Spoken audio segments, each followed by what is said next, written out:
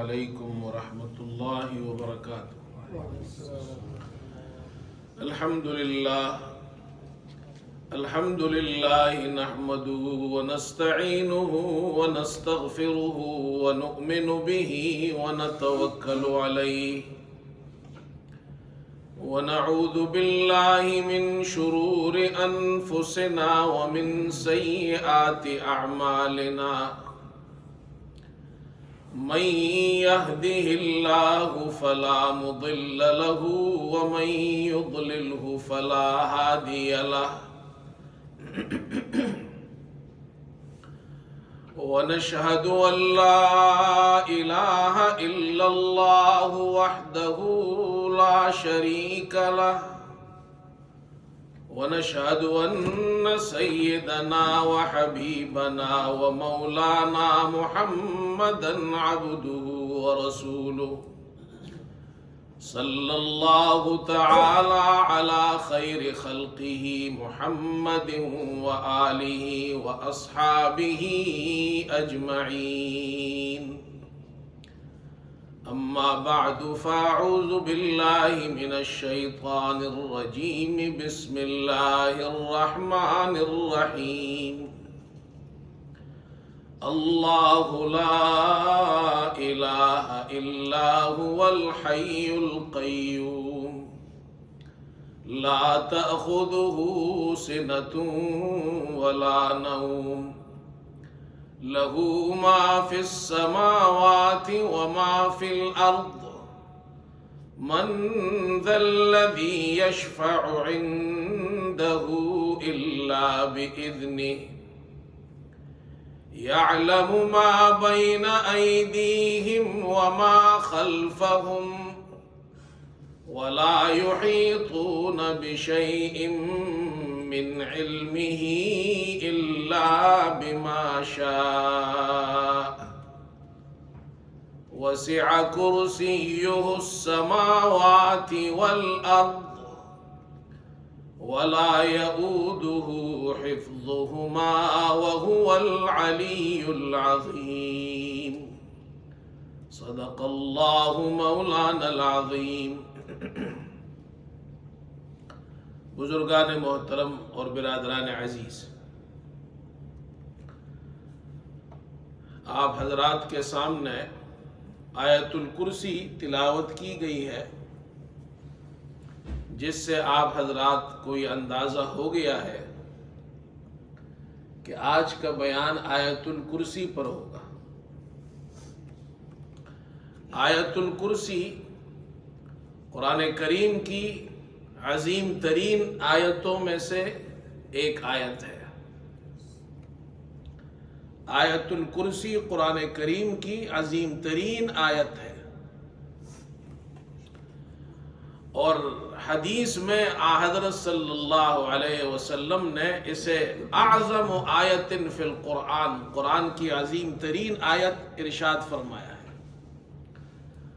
مسلم شریف کی روایت ہے، حضرت صلی اللہ علیہ وسلم نے ابی ابن کعب رضی اللہ تعالی عنہ سے یہ پوچھا اور ارشاد فرمایا کہ قرآن کریم کی عظیم ترین آیت کون سی ہے؟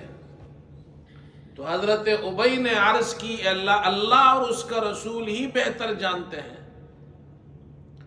آپ صلی اللہ علیہ وسلم نے پھر دوبارہ پوچھا کہ قرآن کریم کی عظیم ترین آیت کون سی ہے؟ تو حضرت ابی نے عرض کی، اے اللہ کے رسول، اللہ لا الہ الا هو الحی القیوم، آیت الکرسی قرآن کریم کی اعظم آیت ہے، عظیم ترین آیت ہے۔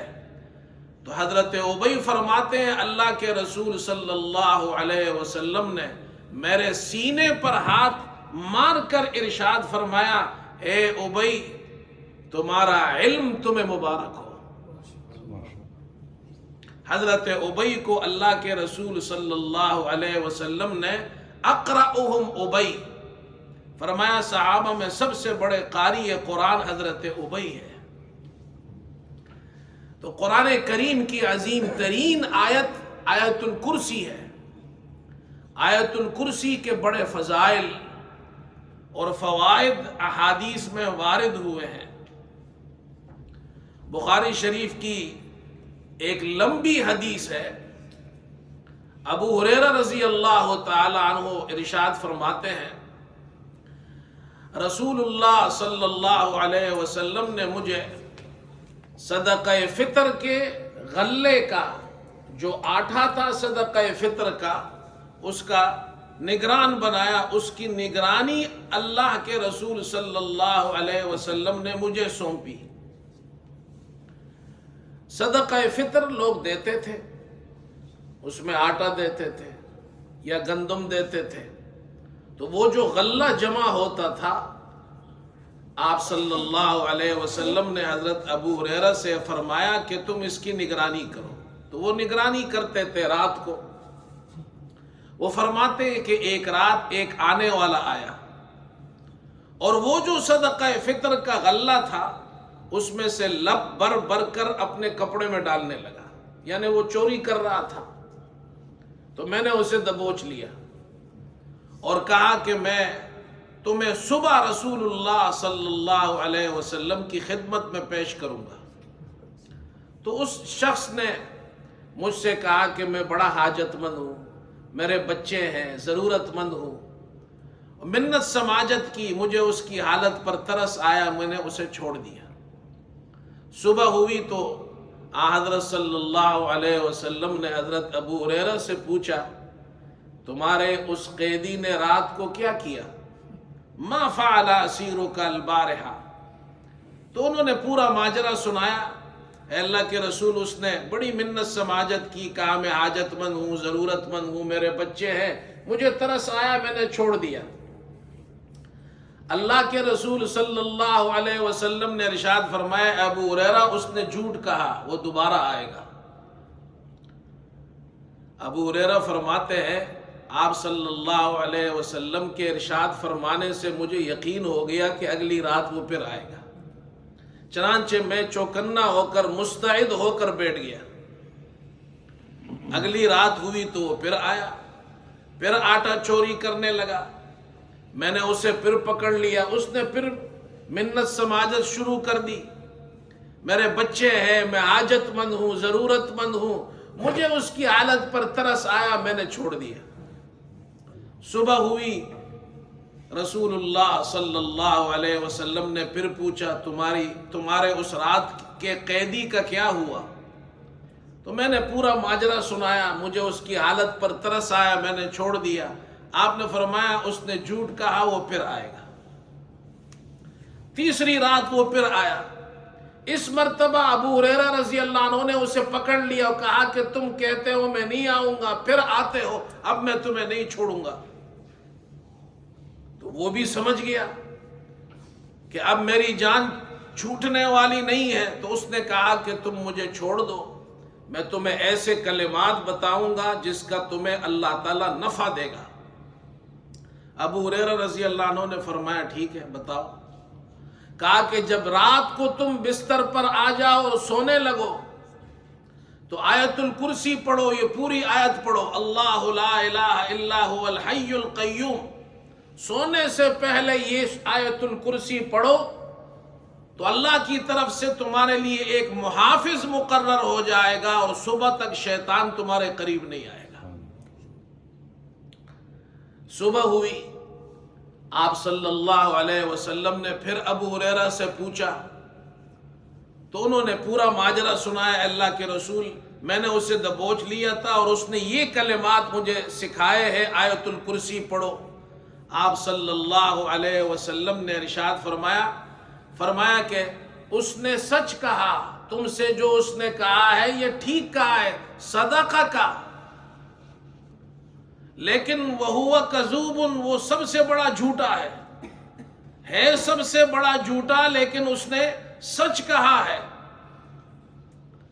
اور پھر آپ نے ابو ہریرہ سے ارشاد فرمایا، اے ابو ہریرہ یہ جو 3 رات تمہارے پاس آنے والا تھا تمہیں پتہ بھی ہے یہ کون ہے؟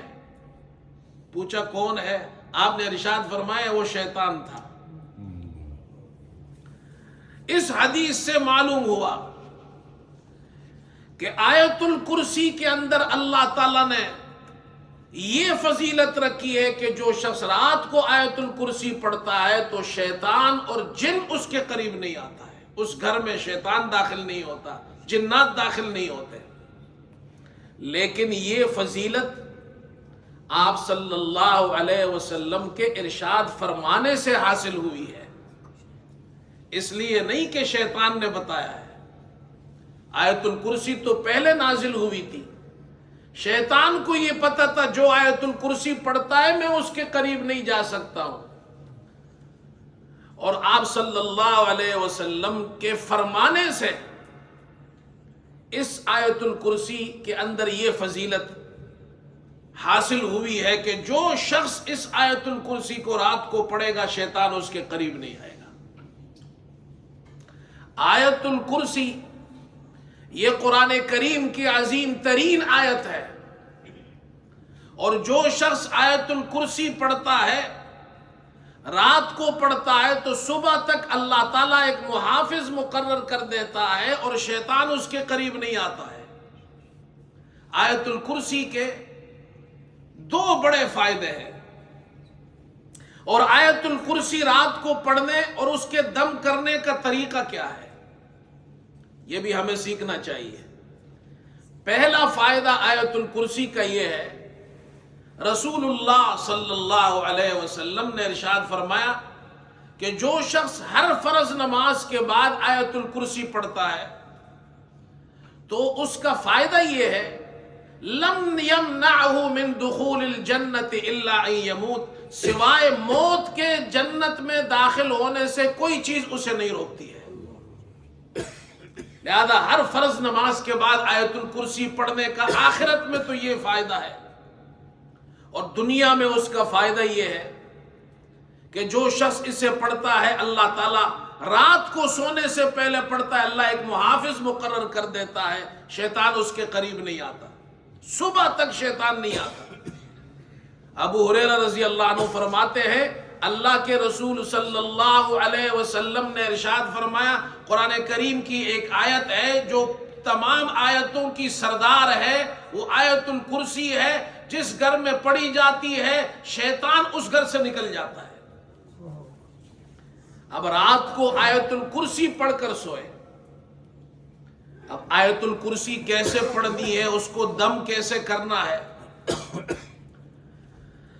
تو حضرت مولانا مفتی سعید احمد پالنپوری رحمت اللہ علیہ، یہ بہت بڑے عالم گزرے ہیں، دارالعلوم دیوبند کے شیخ الحدیث تھے، انہوں نے آیت الکرسی پڑھنے کا اور اس کے دم کرنے کا طریقہ بتایا ہے۔ ایک طریقہ تو یہ ہے، جب آپ رات کو سونے لگے بستر پر آ جائے، لیٹے ہو یا بیٹھے ہو، آیت الکرسی پڑھ لے تو اللہ تعالیٰ ایک آپ کے لیے محافظ مقرر کر دے گا، اور صبح تک شیطان قریب نہیں آئے گا، اس گھر میں شیطان داخل نہیں ہوگا۔ دوسرا طریقہ یہ ہے، آیت الکرسی پڑھے پھر ہاتھوں پر دم کرے، اور دم کرنے کا طریقہ یہ ہے، علماء فرماتے ہیں، مفتی صاحب فرماتے ہیں، جب بھی دم کرے آپ اپنے آپ پر کرے، کسی اور پر کرے، تو 3 پھونکے مارے، اور ہر پھونک کے ساتھ تھوک کے تھوڑے تھوڑے ذرات بھی آنے چاہیے، تھوڑے تھوڑے ذرات بھی اس کے ساتھ تھوک کے آنے چاہیے۔ یہ ہے دم کرنے کا صحیح طریقہ، اس طرح ہاتھ پر دم کرے اور پورے جسم پر پھیر لے۔ تیسرا طریقہ انہوں نے بتایا ہے، وہ یہ ہے، جب رات کو سونے لگے تو آیت الکرسی پڑھے، اور پھر ایک دائرے کے شکل میں آپ پھونک مارے، یہاں سے پھونک شروع کی آپ نے، اس طرح کرتے کرتے کرتے پورے گھر کا ایک دائرہ کھینچ لے آپ، یہ آپ نے ایک حصار بنا لیا، اور یہ نیت کرے کہ پورے گھر کا دائرہ میں نے بنایا ہے، تو اس گھر میں شیطان داخل نہیں ہوگا۔ چنانچہ امام قرطبی رحمت اللہ علیہ نے لکھا ہے، وہ فرماتے ہیں عبد الرحمن بن عوف رضی اللہ تعالیٰ عنہ، یہ صحابی رسول ہے، یہ جب گھر آتے تھے تو گھر کے چاروں کونوں میں آیت الکرسی پڑھا کرتے تھے۔ امام قرطبی فرماتے ہیں وہ اس لیے پڑھا کرتے تھے کہ یہ آیت الکرسی ان کے پورے گھر کے اندر ان کے لیے نگہبان بن جائے، لہذا آیت الکرسی پڑھے، اپنے آپ پہ دم کرے اور چاروں کونوں میں بھی پڑھے اگر پڑھ سکتے ہیں، یا پھر پھونک مار کر اپنے جسم پر ہاتھ پھیرے اور یا اس طرح دائرہ بنا لے۔ یہ آیت الکرسی پڑھنے کا اور اس کے دم کرنے کا طریقہ ہے، اور فائدہ اس کا یہ ہے کہ صبح تک اس گھر کے اندر شیطان داخل نہیں ہوگا۔ اور ایک روایت میں آتا ہے اللہ کے رسول صلی اللہ علیہ وسلم نے ارشاد فرمایا جو صبح آیت الکرسی پڑھتا ہے شام تک اللہ اس کی حفاظت فرماتا ہے، شام کو پڑھتا ہے صبح تک اللہ تعالیٰ اس کی حفاظت فرماتا ہے، 24 گھنٹے اللہ کی حفاظت میں ہوتا ہے۔ آیت الکرسی تو ہم سب کو آتی ہے الحمدللہ، لہذا آیت الکرسی ہر نماز کے بعد پڑھے، آیت الکرسی صبح پڑھے، شام کو پڑھے، رات کو سونے سے پہلے پڑھے۔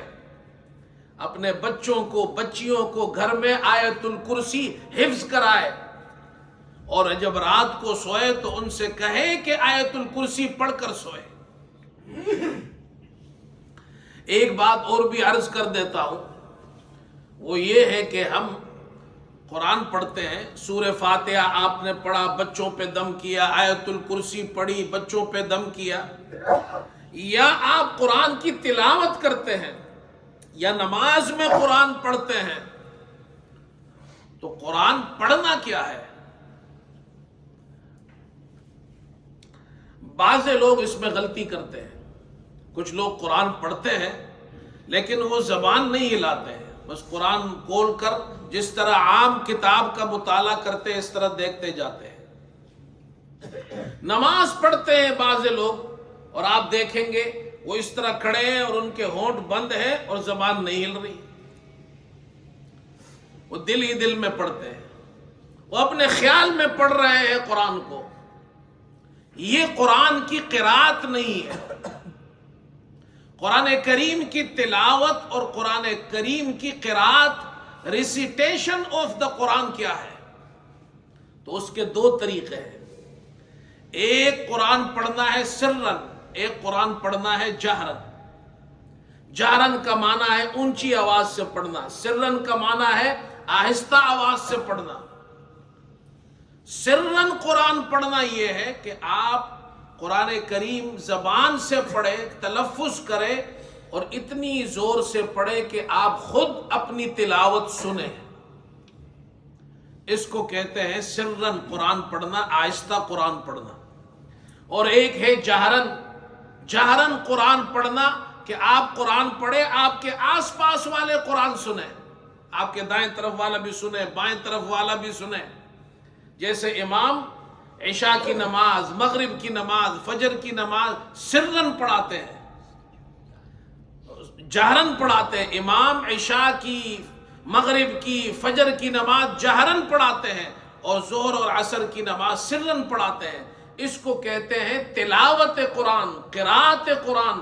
جب آپ قرآن پڑھیں گے اتنی آواز سے پڑھے کہ آپ خود سنیں، اور الفاظ جو پڑھ رہے ہیں صحیح تلفظ ہو اس کا، زبان سے پڑھے، تب تو قرآن پڑھنے کا ثواب ملے گا۔ حدیث میں آتا ہے قرآن کے ایک ایک حرف پر 10 نیکیاں ملتی ہیں، وہ 10 نیکیاں اس طرح پڑھنے پر ملتی ہے۔ اور نماز میں تلاوت اس طرح کرنے سے نماز ہوگی۔ اگر کوئی شخص نماز پڑھتا ہے اور زبان نہیں ہلاتا، ہونٹ اس کے بند ہے، من ہی من میں پڑھ رہا ہے، وہ اپنے خیال میں پڑھ رہا ہے، یہ تلاوت نہیں ہے، اور اس طرح اس کی نماز نہیں ہوگی۔ لہٰذا یہ غلطی نہیں کرنی چاہیے، قرآن کریم صحیح پڑھے، تلفظ صحیح طریقے سے ادا کرے۔ تو میں عرض کر رہا تھا کہ آیت الکرسی کی بڑی فضیلت ہے۔ آیت الکرسی قرآن کریم کی عظیم ترین آیت ہے۔ ہر مسلمان کو تقریباً آیت الکرسی یاد ہوتی ہے، اور اگر یاد نہیں ہے تو آیت الکرسی یاد کر لیں۔ اور آیت الکرسی بچوں کو بھی یاد کرائے۔ آیت الکرسی کے جو فضائل ہے اس میں ایک فضیلت یہ بھی بیان کی گئی ہے، حافظ ابن کثیر رحمت اللہ علیہ جن کی تفسیر ہے تفسیر ابن کثیر، آیت الکرسی کے ذیل میں انہوں نے بہت سی احادیث ذکر کی ہے آیت الکرسی کے فضائل سے متعلق۔ اس میں ایک فضیلت یہ لکھی ہے کہ آیت الکرسی اسم اعظم ہے، اور اسم اعظم اسے کہتے ہیں کہ اللہ کا وہ نام ہے، عظیم نام ہے، جس کے پڑھنے سے اللہ تعالیٰ دعا کو قبول فرماتا ہے۔ جب وہ آپ اسم اعظم پڑھیں گے تو اللہ تعالیٰ آپ کی دعا کو قبول فرماتا ہے۔ ایک روایت انہوں نے نقل کی ہے اور وہ یہ ہے کہ اسم اعظم آیت الکرسی ہے، اور سورہ آل عمران کی ابتدائی دو آیتیں ہیں الف لام میم اللہ لا الہ الا هو الحی القیوم۔ اور ایک روایت ہے کہ آیت الکرسی اسم اعظم 3 سورتوں میں ہے، اسم اعظم 3 سورتوں میں ہے۔ ایک سورہ بقرہ میں 3 سپارے کے شروع میں جو آیت الکرسی ہے اللہ لا الہ الا هو الحی القیوم، اور اسم اعظم دوسری سورت سورہ آل عمران کی ابتدا میں ہے الف لام میم اللہ لا الہ الا هو الحی القیوم، اور تیسری سورت سورہ طٰہٰ ہے 16ویں سپارے میں ہے وَعَنَتِ الْوُجُوهُ لِلْحَيِّ الْقَيُّومِ۔ اللہ تعالیٰ فرماتے قیامت کے دن تمام چہرے، سارے کے سارے چہرے الحی القیوم، وہ اللہ جو حی ہے قیوم ہے، تمام مخلوقات کو تھامنے والا ہے، تمام چہرے اس ذات کے سامنے جھک جائیں گے۔ وَعَنَتِ الْوُجُوهُ لِلْحَيِّ الْقَيُّومِ سورہ طٰہٰ کی آیت نمبر 111 ہے۔ یہ 3 سورتوں کے اندر اسم اعظم ہے آیت الکرسی، الف لام میم اللہ لا الہ الا هو الحی القیوم، وعنت الوجوہ للحی القیوم، یہ اسم اعظم ہے۔ جب دعا مانگے تو اس طرح آیت الکرسی الف لام میم اللہ لا الہ الا هو الحی القیوم وعنت الوجوہ للحی القیوم پڑھ کر دعا مانگے، اسم اعظم ہے، اللہ آپ کی دعا کو قبول فرمائے گا۔ لیکن دعا کرنے کے جو مسنون طریقہ ہے، صحیح طریقہ ہے، اس طرح دعا مانگے۔ دعا مانگنا کیا ہے؟ دعا جب مانگے تو اللہ کی حمد بیان کرے، اللہ کی ثنا بیان کرے۔ دعا مانگنا اس کے آداب ہے، پہلے اللہ کے حمد، اللہ کی تعریف کرے، اس کی ثنا بیان کرے، اس کے بعد درود شریف پڑھے، اس کے بعد یہ جو اسم اعظم ہے یہ پڑھ لے، پھر اس کے بعد دعائیں مانگے، اور دعا مانگنے کے آخر میں پھر آیت جناب درود شریف پڑھے۔ یہ آداب ہے دعا کے۔ اس طرح دعا مانگیں گے، اس میں اسم اعظم پڑھیں گے، اللہ آپ کی دعا کو قبول فرمائے گا۔ ایک بات اور بھی عرض کر دوں، دعا مانگنے کے آداب ہے۔ جب اللہ کے سامنے ہاتھ اٹھائے، عاجزی کے ساتھ ہاتھ اٹھائے، دونوں ہاتھ اٹھائے، سینے تک ہاتھ اٹھانا یہ صحیح طریقہ ہے۔ اس طرح ہاتھ اٹھائے اللہ کے سامنے، اپنے ہاتھوں کو پہلائے، عاجزی کو ظاہر کرے، اور دعا مانگنے کے بعد جب دعا پوری ہو جائے اب اس ہاتھ کو چہرے پر پھیر لے۔ حدیث میں آتا ہے کہ جب کوئی بندہ اللہ تعالیٰ سے دعا مانگتا ہے، اپنے ہاتھوں کو اللہ کے سامنے اٹھاتا ہے، اپنی عاجزی اس طرح ظاہر کرتا ہے، ہاتھوں کو اٹھاتا ہے، اللہ سے دعا مانگتا ہے، تو اللہ کو اس کے ہاتھ اٹھانے سے حیا آتی ہے۔ اللہ تعالیٰ جب اس کے دونوں ہاتھ اللہ تعالیٰ کے سامنے وہ اٹھاتا ہے، اللہ تعالیٰ اس کی دعا کو قبول کرتا ہے اور دونوں ہاتھوں کو خالی واپس نہیں لوٹاتا ہے، خالی واپس نہیں لوٹاتا ہے۔ جیسے فقیر کسی کے گھر پر آ کر ہاتھ پہلاتا ہے، چولی پہلاتا ہے، تو وہ سخی آدمی ہوتا ہے، وہ سخی آدمی اس کے ہاتھ کو خالی واپس نہیں لوٹاتا ہے، اس میں کچھ ڈال دیتا ہے۔ اللہ تو جناب دینے والا ہے، اس کے خزانے ہیں، اللہ کے خزانے کتنے بڑے ہم جانتے بھی نہیں۔ جب ہاتھ اٹھاتا ہے، آپ صلی اللہ علیہ وسلم نے فرمایا اللہ کو حیا آتی ہے اس کے ہاتھوں کو خالی واپس لوٹائے، لہذا اللہ اس کے ہاتھوں میں اپنی رحمت ڈال دیتا ہے۔ ہمارے والد صاحب رحمت اللہ علیہ فرمایا کرتے تھے جب تم دعا مانگو ہاتھ اللہ کے سامنے اٹھاؤ تو اللہ تمہارے ہاتھوں میں اپنی رحمت کو ڈال دیتا ہے۔ اب ان ہاتھوں کو اپنے چہرے پر پھیر دو، اس لیے کہ بدن میں سب سے افضل جگہ چہرہ ہے، سب سے اونچا خوبصورت، یہ خوبصورت جگہ ہے، اس پر ہاتھوں کو پھیر دو، وہ رحمت یہاں آ جاتی ہے۔ بعض لوگ دعا مانگتے ہیں اور ہاتھ کو اس طرح چھوڑ دیتے ہیں، تو آپ نے ہاتھ اٹھائے کیوں تھے؟ مانگنے کے لیے اٹھائے تھے، اور اللہ تو بادشاہ ہے، اللہ کے خزانوں میں کوئی کمی نہیں، وہ تمہارے ہاتھوں کو خالی واپس نہیں لوٹاتا ہے۔ یہ تو حدیث ہے، جب خالی واپس نہیں لوٹاتا ہے تو اس میں کیا ڈالتا ہے؟ اور جو اللہ نے ڈال دیا اب اس کو نیچے پھینکتے ہو۔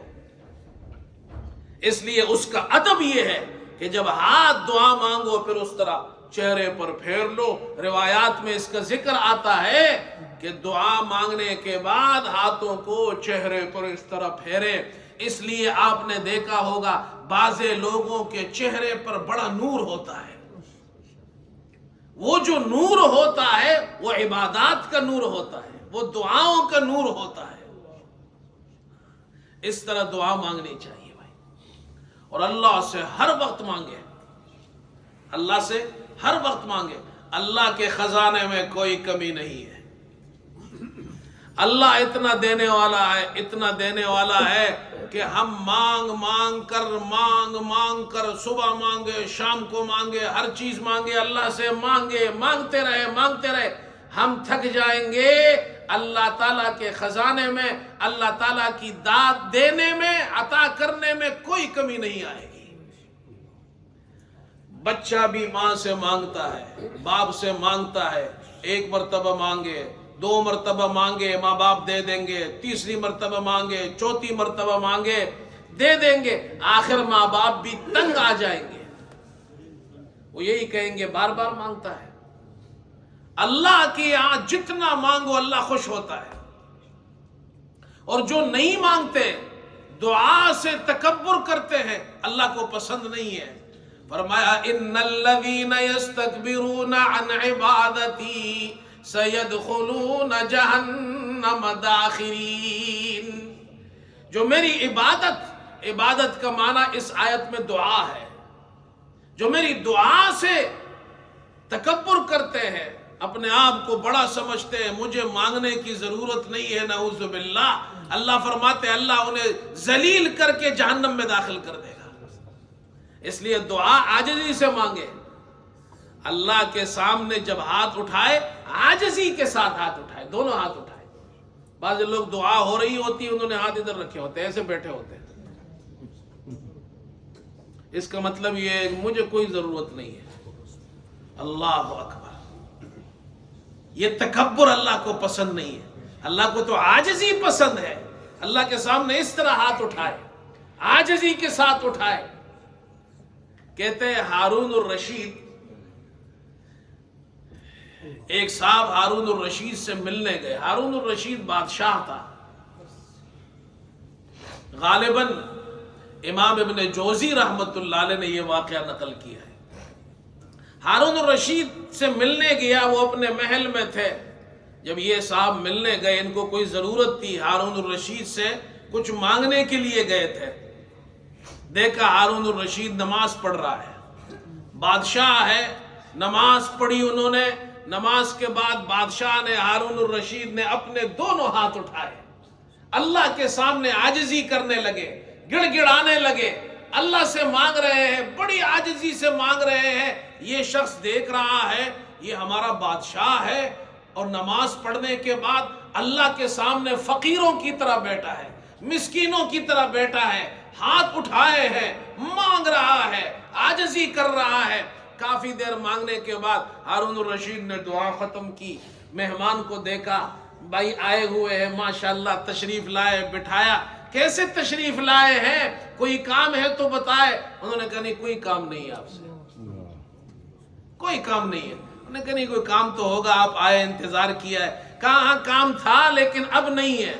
کہا کیوں؟ کہ مجھے ضرورت تھی, آپ سے مانگنے کے لیے آیا تھا, لیکن میں نے دیکھا وہ بادشاہ جو زمین والا بادشاہ ہے ہارون الرشید, وہ اس بادشاہوں کے بادشاہ سے مانگ رہا ہے, مجھے کیا ضرورت ہے میں آپ سے مانگوں؟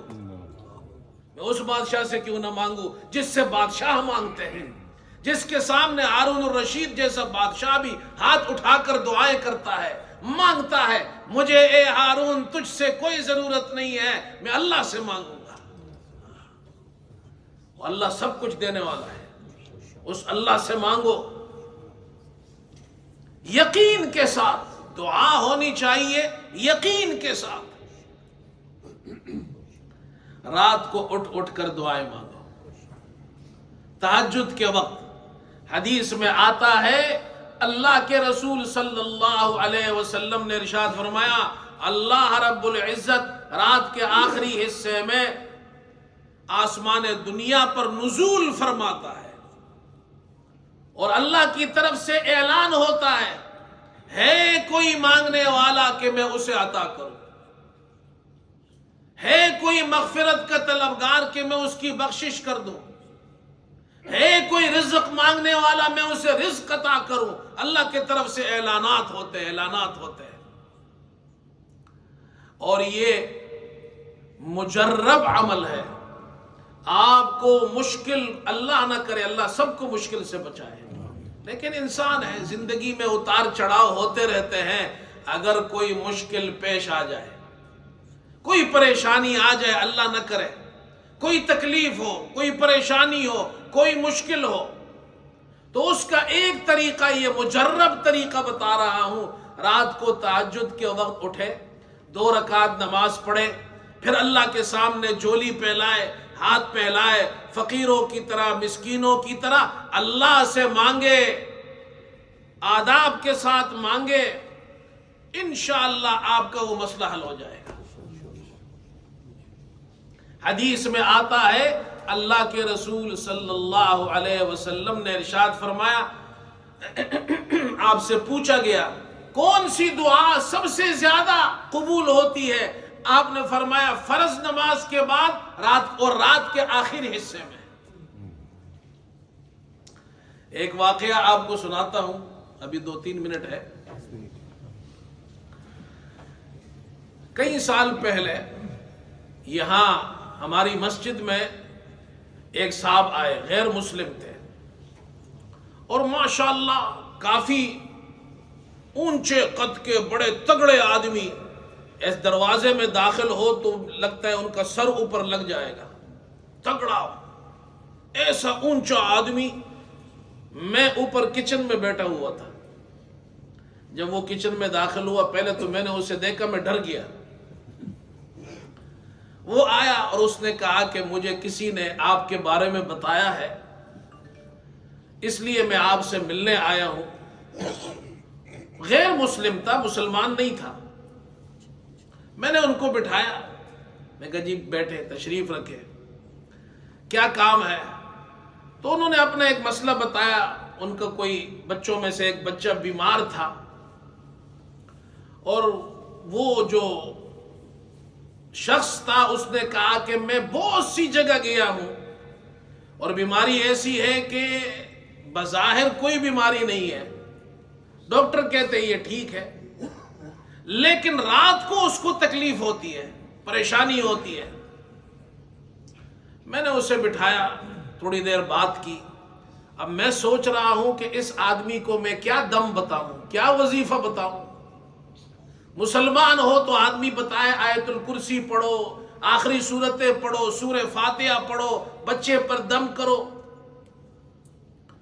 میں نے کہا اب آپ اللہ کو مانتے ہیں؟ تو تھوڑی دیر خاموش رہا، پھر اس نے کہا ہاں میں مانتا ہوں کہ کوئی ذات ہے جو ساری کائنات کو کنٹرول کر رہی ہے، یہ میں مانتا ہوں۔ الحی القیوم، وہ اللہ زندہ ہے، سب کو تھامنے والا ہے، وہی تو اللہ ہے۔ کہا میں یہ مانتا ہوں، یہ دنیا ویسے ہی نہیں چل رہی، کوئی چلانے والا ہے، کنٹرول کرنے والا ہے۔ میں نے کہا اسی کو اللہ کہتے ہیں، جو تم مانتے ہو اس کو اللہ کہتے ہیں، پوری کائنات کو وہ چلا رہا ہے۔ کہا میں اتنا مانتا ہوں۔ میں نے اس سے کہا جب تم گھر جاؤ تو اسے تہجد کا ٹائم میں نے بتایا، اس کو تو تہجد کا نہیں پتا، لیکن میں نے بتایا یہ ٹائم ہوتا ہے، اس ٹائم پر اٹھو، غسل کرو، اچھے کپڑے پہنو، صاف ستھرے خوشبو لگاؤ، اس کمرے میں جو بت وت ہے، تصویریں ہیں، وہاں سے نکال دو۔